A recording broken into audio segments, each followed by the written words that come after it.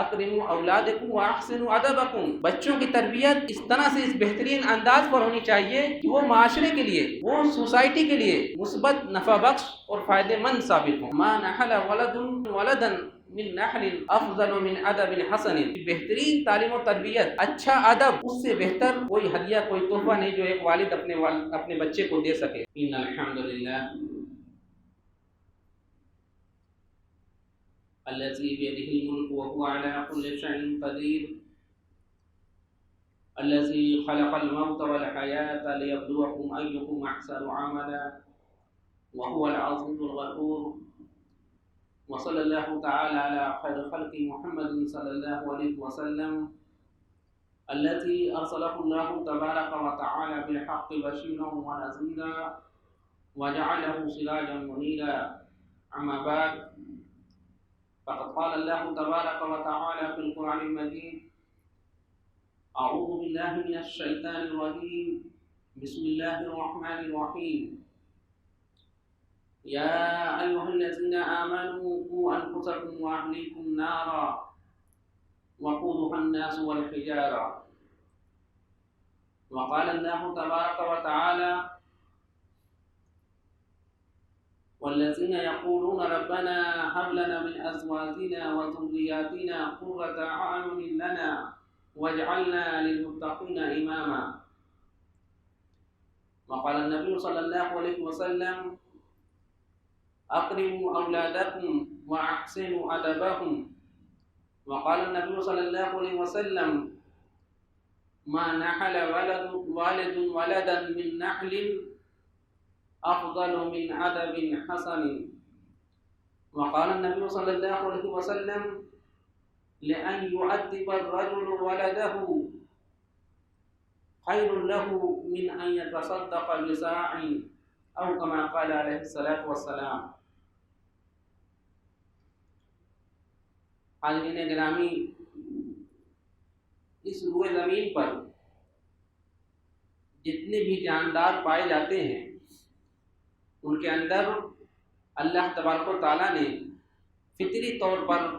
دو چیزوں کی خواہش ودیعت کی ہے. ایک زندگی کی، اس روئے زمین پر جتنے بھی جاندار ہیں ہر جاندار کی یہ خواہش ہے، اس کی یہ کوشش ہوتی ہے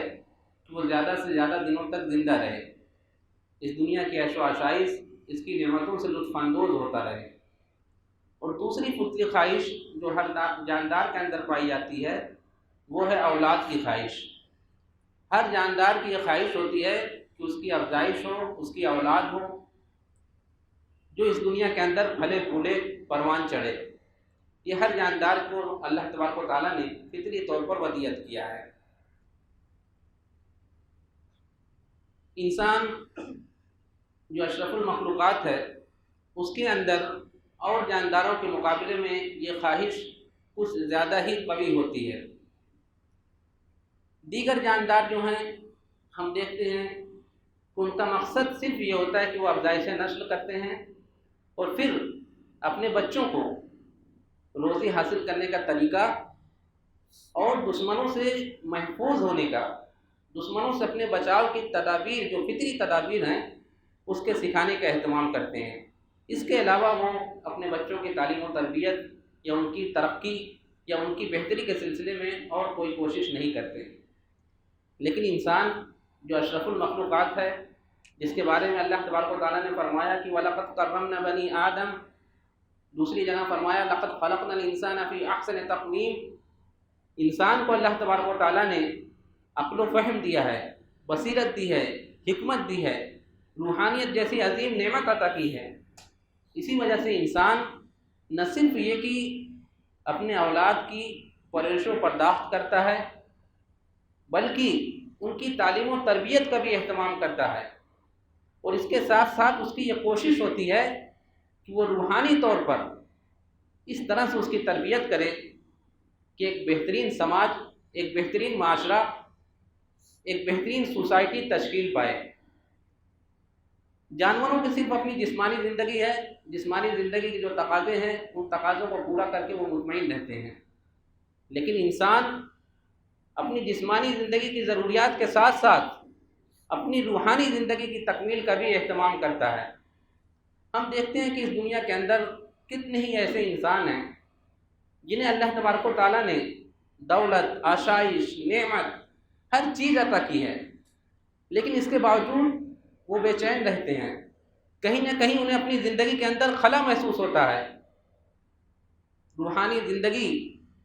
کی جب کمی ہوتی ہے تو پھر انسان بے چینی کا، گھبراہٹ کا، اضطراب کا، قلق کا شکار ہوتا ہے۔ اسی وجہ سے اللہ کے رسول صلی اللہ علیہ وسلم نے اہل ایمان کو اس بات کی خاص طور پر تاکید کی ہے کہ اکرموا اولادکم واحسنوا ادبہم، اپنے بچوں کی عزت نفس کا اہتمام کرو، ان کی عزت کرو اور انہیں بہترین ادب سکھاؤ۔ حاضرین، اولاد کی خواہش بالکل فطری ہے، ہر انسان کو اولاد کی خواہش ہوتی ہے۔ جن لوگوں کو اللہ تبارک و تعالیٰ اولاد سے محروم کر دیتا ہے،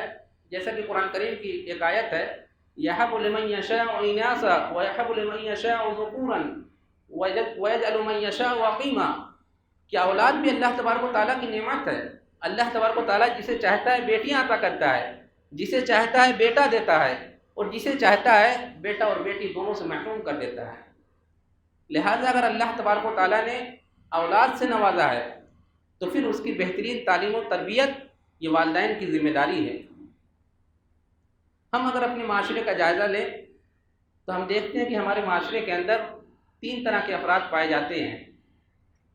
بعض افراد وہ ہیں جو افزائش نسل کرتے ہیں، خوب بچے پیدا کرتے ہیں اور پھر بچوں کو سماج اور معاشرے پر بوجھ بنا کر چھوڑ دیتے ہیں۔ ان کی تربیت، ان کی پرورش و پرداخت کا وہ ذرا بھی اہتمام نہیں کرتے۔ معاشرے کا دوسرا طبقہ وہ ہے جو اپنے بچوں کی پرورش و پرداخت کا اہتمام تو خوب کرتا ہے، لیکن اس کی تعلیم و تربیت پر جیسی توجہ دینی چاہیے، اس کی تعلیم و تربیت کا جیسا اہتمام کرنا چاہیے، اس کے لیے جیسی فکر کرنی چاہیے، وہ فکر ان کے اندر پیدا نہیں ہو پاتی۔ اور معاشرے کا تیسرا طبقہ وہ ہے جو اپنے بچوں کی عصری تعلیم، ایسی تعلیم جو انہیں دنیا میں اعلیٰ اور بلند مقام تک پہنچا سکے، اس عصری تعلیم کا تو وہ خوب اہتمام کرتے ہیں، لیکن دینی تعلیم جو اس دنیا کے اندر بھی ان کی عزت و سرخوری کا سبب بنے اور آخرت میں ان کی نجات کا ذریعہ بنے، اس سے وہ غفلت برتتے ہیں، اس سے وہ اجتناب کرتے ہیں، اس سے وہ کہیں نہ کہیں اس میں کوتاہی کا شکار ہوتے ہیں۔ یہ 3 طرح کے لوگ ہمارے معاشرے میں پائے جاتے ہیں۔ اللہ کے رسول صلی اللہ علیہ وسلم نے فرمایا، اکرموا اولادکم واحسنوا ادبکم، بچوں کی تربیت اس طرح سے، اس بہترین انداز پر ہونی چاہیے کہ وہ معاشرے کے لیے، وہ سوسائٹی کے لیے مثبت، نفع بخش اور فائدہ مند ثابت ہوں۔ دوسری حدیث جو میں نے خطبے کے بالکل شروع میں پڑھی، اس میں اللہ کے رسول صلی اللہ علیہ وسلم نے فرمایا، ما نحل والد ولدا من نحل افضل من ادب حسن، کہ بہترین تعلیم و تربیت، اچھا ادب، اس سے بہتر کوئی ہدیہ، کوئی تحفہ نہیں جو ایک والد اپنے بچے کو دے سکے۔ تو اپنے بچے کی ایسی تعلیم و تربیت کرنا، اس کے اندر صداقت، راست بازی، وفا شعاری، امانت، ایفائے عہد، ان تمام خوبیوں کو، جتنے بھی اعلیٰ انسانی اقدار ہیں، ان انسانی اقدار کو ان کے ذہن و دماغ میں پوری طرح سے مرتسم کرنا، ان کو بیٹھانا، یہ والدین کی ذمہ داری ہے۔ اسی طرح سے ایک دوسری حدیث جو خطبے کے شروع میں نے پیش کی، اس میں اللہ کے رسول صلی اللہ علیہ وسلم نے فرمایا کہ آدمی اپنے بچوں کی صحیح تعلیم و تربیت کرے، یہ اس سے بہتر ہے کہ وہ صدقہ و خیرات کرے۔ یعنی بچوں کی تعلیم و تربیت صدقہ و خیرات کرنے سے بھی اس کو افضل قرار دیا گیا ہے۔ یہ والدین کی بہت بنیادی ذمہ داری ہے۔ اسی طرح سے جو قرآن کریم کی آیت میں نے پڑھی، اس میں بھی اللہ تبارک و تعالیٰ نے یہ واضح کیا کہ یا ایھا الذین آمنوا قوا انفسکم واہلیکم نارا، کہ لوگوں جو ایمان لائے ہو، اپنے آپ کو اور اپنے اہل و عیال کو جہنم کی آگ سے بچاؤ۔ تو اپنے آپ کو بھی بچانے کی تاکید کی گئی اور اپنے اہل و عیال کو بھی، اپنے بچوں کو بھی، اپنے زیر کفالت لوگوں کو بھی تعلیم و تربیت اور ان کو جہنم کی آگ سے بچانے کی فکر مندی کی تاکید کی گئی۔ حاضرین، اگر ہم اپنے بچوں کی صحیح تعلیم و تربیت کریں، صحیح خطوط پر ان کو نشو و نما کریں، صحیح منہج پر ان کو پروان چڑھائیں، جو نہ صرف یہ کہ وہ معاشرے کے لیے فائدہ مند ثابت ہوں گے، نہ صرف یہ کہ وہ معاشرے کے لیے مفید ثابت ہوں گے اور ہماری نیک نامی کا ذریعہ بنیں گے، بلکہ مرنے کے بعد جب انسان کا سلسلہ عمل موقوف ہو جاتا ہے تو اس وقت بھی اگر اس کی صالح اور نیک اولاد ہو تو اس کے لیے دعا کا اہتمام کرتی ہے، جس کا اسے قیامت تک ثواب ملتا رہے گا۔ اللہ کے رسول صلی اللہ علیہ وسلم کی ایک حدیث ہے، اذا مات الانسان انقطع عنه عمله الا من ثلاثہ، کہ انسان جب اس دنیا سے رخصت ہو جاتا ہے، جب اس کی وفات ہو جاتی ہے تو اس کا سلسلہ عمل موقوف ہو جاتا ہے، اس کے عمل کا چیپٹر کلوز کر دیا جاتا ہے، بند کر دیا جاتا ہے، الا من ثلاثہ، مگر 3 قسم کے لوگ اس سے مستثنیٰ ہیں۔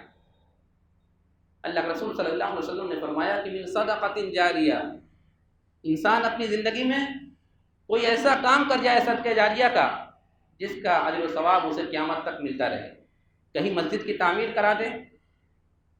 معاشرے کے نادار اور غریب بچے جو پڑھنے سے معذور ہیں ان کی فیس کا، ان کی تعلیم و تربیت کا انتظام کر دے، ان کی فیس بھر دے جس کی وجہ سے وہ بہترین انسان بن سکیں، کہیں پانی کی ضرورت ہے وہاں پانی کی سبیل لگا دے، یا اس طرح کے اور بھی جو فلاح و بہبود کے کام ہیں اگر وہ اس میں اپنی دولت صرف کرتا ہے تو اس کا اجر و ثواب اسے قیامت تک ملتا رہے گا۔ اسی طرح اللہ رسول صلی اللہ علیہ وسلم نے فرمایا اور علم ينتفع به، یا کوئی ایسا علمی کارنامہ انجام دے جائے جس کا فائدہ قیامت تک لوگ اٹھاتے رہیں، کوئی ایجاد کر دے، ایسی ایجاد جو معاشرے کے لیے فلاح و بہبود اور اس کے لیے مثبت اور نفع بخش ہو، کوئی ایسی کتاب لکھ جائے جس سے لوگوں کی اخلاقی تربیت ہو، کوئی ایسا علمی کارنامہ انجام دے دے جو لوگوں کے لیے مثبت اور فلاح کا ذریعہ ثابت ہو۔ اور تیسری چیز اللہ رسول صلی اللہ علیہ وسلم نے فرمائی او ولد صالح یدعو لہ، کہ انسان کی ایسی نیک اولاد ہو جو اس کے رخصت ہونے کے باوجود، رخصت ہونے کے بعد بھی اس کے حق میں دعا کرے۔ حاضرین، اگر ہم اپنے شب و روز کا جائزہ لیں،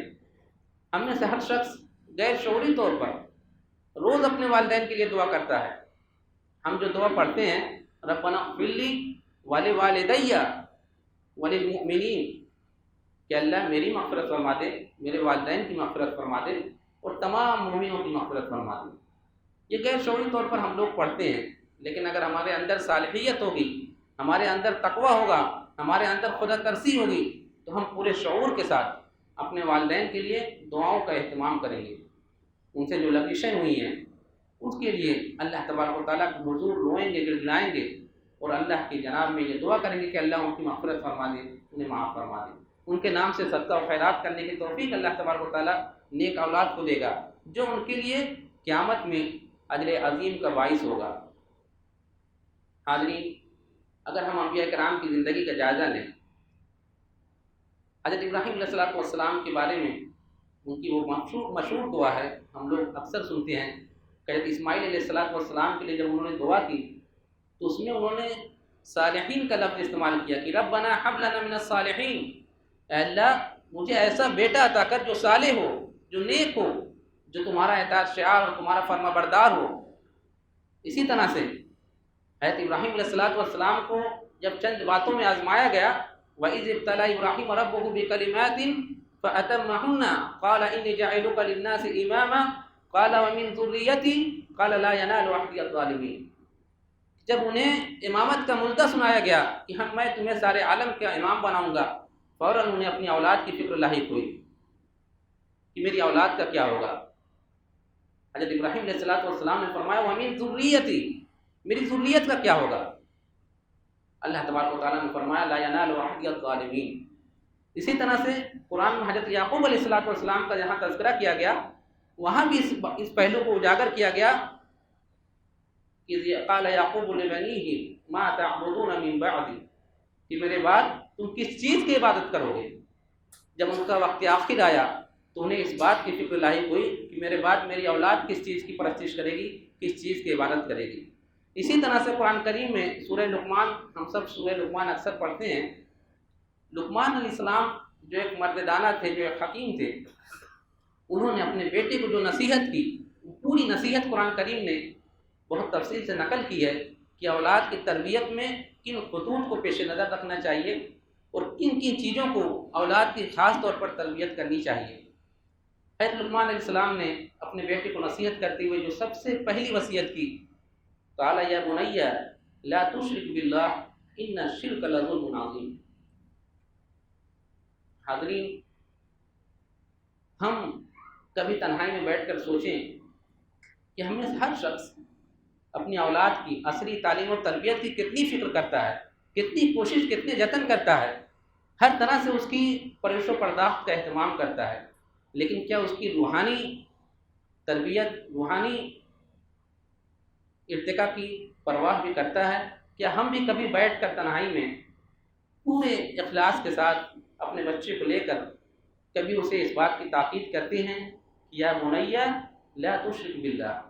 ان الشرک لظلم عظیم؟ کیا توحید کی جو حقیقت ہے، توحید کا جو مقام ہے، اللہ تبارک و تعالیٰ کی جو حیثیت ہے، کیا اللہ تبارک و تعالیٰ کی اس حقیقت، اس حیثیت سے ہم اپنے بچے کو کبھی صحیح طور پر واقف کرانے کی کوشش کرتے ہیں؟ حاضرین، ہم میں سے ہر فرد آج کے اس معاشرے میں ارتداد کا بڑا چرچا سنتا ہے۔ اگر ہم واقعی اس سلسلے میں فکر مند ہوں اور اس بات کی شعوری طور پر کوشش کریں کہ ہم اپنے بچوں کے اندر توحید کا جو حقیقی تصور ہے، رسالت کا جو حقیقی تصور ہے، آخرت کا جو حقیقی تصور ہے، اس تصور کو اپنے بیٹوں کے، اپنے نونہالوں کے ذہن و دماغ میں پوری طرح راسخ کر دیں، تو اس طرح سے اللہ کے رسول صلی اللہ علیہ وسلم نے ایک حدیث میں واضح کیا کہ آدمی کو ایمان سے کفر میں پلٹنا اتنا ہی ناگوار ہو جیسے آگ میں ڈالا جانا، تو وہ کیفیت ہمارے بچوں کی بھی ہوگی۔ ہمیں اس سلسلے میں سنجیدہ کوشش کرنے کی ضرورت ہے۔ حاضرین، ہم اگر اپنے معاشرے کا جائزہ لیں، حضرت لقمان علیہ السلام نے اپنے بیٹے کو جو نصیحت کی تھی شرک نہ کرنے کی، والدین کے ساتھ حسن سلوک کی، نماز قائم کرنے کی، امر بالمعروف نہی عن المنکر کی، اور اس راہ میں جو تکلیفیں پہنچے اس پر صبر اور استقامت کا مظاہرہ کرنے کی، کیا ہم نے کبھی شعوری طور پر بیٹھ کر اپنے بیٹوں کو ان باتوں کی دعوت دی ہے؟ اگر نہیں تو ہمیں اس کی فکر کرنی چاہیے۔ ہمیں توحید کی حقیقت کو بچوں کے ذہن و دماغ میں جاگوزی کرنا چاہیے۔ والدین کا جو مقام و مرتبہ ہے، مسلم معاشرے میں ایسی مثالیں ملتی ہیں، والدین کا جو ادب و احترام ہونا چاہیے، ان کے ساتھ جو عقیدت، محبت اور احترام اور عظمت کا برتاؤ ہونا چاہیے۔ ہماری نئی نسل والدین کو اس احترام، اس حق سے ناواقف ہے۔ ہمیں کوشش کرنی چاہیے کہ ہم اپنے بچوں کو اسلام کی جو تعلیمات ہیں والدین کے سلسلے میں، وَلَا تَقُلْ لَهُمَا أُفٍّ وَلَا تَنْهَرْهُمَا، والدین اگر بڑھاپے کی عمر کو پہنچ جائیں اور ان کی طرف سے کچھ ایسی چیزوں کا ظہور ہو جو انسان کے لیے ناگواری کا باعث ہو، تو ایسے حالات میں بھی انہیں اف تک نہ کہنے کی اجازت، اف تک کہنے کی بھی اجازت نہیں ہے۔ ہم اپنے معاشرے میں دیکھتے ہیں کتنے ہی لوگ دھڑلے سے اپنے والدین کے ساتھ بڑا ہی ناروا سلوک اختیار کرتے ہیں۔ ان کے والدین جب ان کو اپنے بچوں کی سخت ضرورت ہوتی ہے تو ایسے حالات میں بھی مواقع ہوتے ہوئے بھی اپنے والدین کی خدمت کا اس طرح سے اہتمام نہیں کر پاتے جیسا کرنا چاہیے۔ اللہ تبارک و تعالیٰ ہمیں والدین کی جو عظمت ہے، والدین کی جو عزت ہے، جو اس کی عظمت ہے، اس کا صحیح شعور ہمارے دلوں میں پیدا فرمائے۔ اسی طرح سے حضرت لقمان علیہ السلام نے اپنے بیٹے کو نماز قائم کرنے کی تاکید کی۔ نماز سے ہمارے معاشرے میں جو غفلت ہے اس پر کچھ کہنے کی ضرورت نہیں، ہر شخص کھلی آنکھوں سے اس کا مشاہدہ کر رہا ہے۔ حاضرین، والدین ہی اپنے بچوں کی تربیت گاہ ہوتے ہیں۔ اگر ہم چاہتے ہیں کہ ہمارا بچہ نمازی ہو تو ہمیں خود نماز کا اہتمام کرنا ہوگا۔ اگر ہم چاہتے ہیں کہ ہمارا بچہ دین کا سپاہی ہو تو ہمیں خود دین کا سپاہی بننا پڑے گا، اس لیے کہ اللہ کے رسول صلی اللہ علیہ وسلم کی حدیث ہے، کل مولود یولد علی الفطرہ فابواہ یحودانہ او ینصرانہ او یمجسانہ۔ بچہ اپنے والدین کو جو کرتے ہوئے دیکھتا ہے اسی روش کو اختیار کرتا ہے۔ آج ہمارے معاشرے میں نماز کے سلسلے میں بھی جو مسلم معاشرے کا حال ہے بڑا ہی افسوسناک اور المناک ہے۔ ہم میں سے کچھ لوگ ہیں جو یہ سمجھتے ہیں بس جمعہ نماز پڑھ لینا کافی ہے مسلمان رہنے کے لیے۔ کچھ لوگ ہیں جو 2 وقت 3 وقت کا اہتمام کر لیتے ہیں اور یہ سمجھتے ہیں کہ مسلمانوں کے رجسٹر میں اپنا نام باقی رکھنے کے لیے بس 2 وقت 3 وقت کی نماز کا اہتمام کر لینا کافی ہے۔ میرے عزیزوں، میرے بزرگوں، نماز جمعہ مطلوب نہیں ہے، نماز 2 وقت 1 وقت کی مطلوب نہیں، دن بھر میں 5 وقت کی جو نماز فرض کی گئی ہے وہ 5 وقت کی نماز مطلوب ہے۔ اور بعض حدیث سے یہ پتہ چلتا ہے کہ اول ما یحاسب به العبد یوم القیامہ الصلاۃ،